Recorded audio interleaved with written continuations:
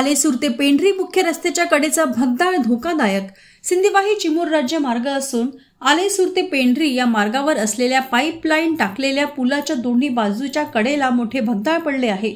या भगदाळामुळे वाहनधारकांना मोठ्या धोक्याचा सामना करावा लागतो आहे। पुलाच्या दोन्ही बाजूंनी रस्ता खचल्याने अवजड वाहने तसेच दुचाकीस्वार आवागमन करताना अपघात घडण्याची शक्यता निर्माण झाली आहे। सिंधीवाही चिमूर तालुक्यातील महत्त्वाचा रस्ता असून येथून दररोज शेकडो वाहने धावतात।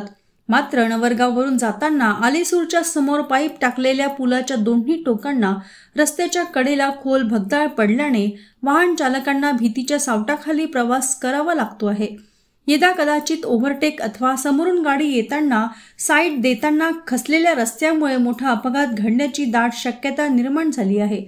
त्यामुळे संबंधित सार्वजनिक बांधकाम विभागाने भगदाळ बुजवून रस्त्याची देखभाल दुरुस्ती करण्याची मागणी नागरिकांमधून जोर धरत आहे।